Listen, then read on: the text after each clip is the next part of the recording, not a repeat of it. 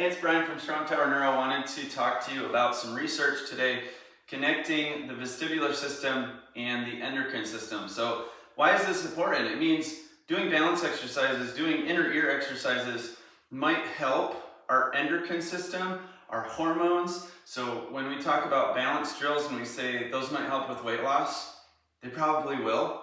And when we say you need to keep your balance system healthy, not just for good balance and to move through the world well, but also to actually have good hormone regulation and to optimize your metabolism.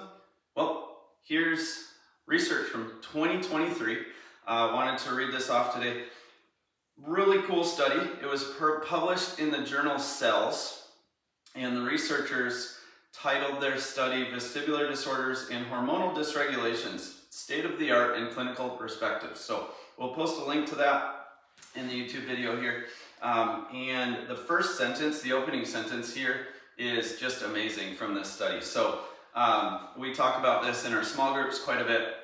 By the way, if you haven't subscribed to the channel, go ahead and subscribe. We're going to keep bringing you good applied neurology info to make your brain and body function better together.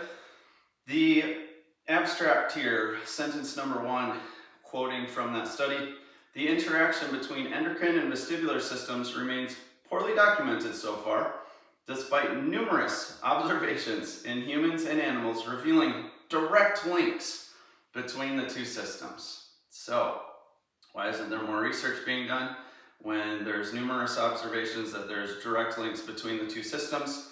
You can come to your own conclusions on that. I'm not going to go into it, but just a really cool sentence in the opening of this study. If you're a nerd like me and you wanted to read up on it, there are a bunch of examples of specific hormones and specific areas of the brain and the vestibular system that they found relationships in. So here's a list out of the introduction. Hormones like adrenaline, vasopressin, thyroid hormone, insulin, cortisol, the sex hormones, testosterone, progesterone, estrogens, are expressed at the level of inner ear sensors. So again, connecting it to the inner ear along the vestibular nerve, that's the nerve for the inner ear, and the brainstem vestibular nuclei, that's in the brainstem where that information goes.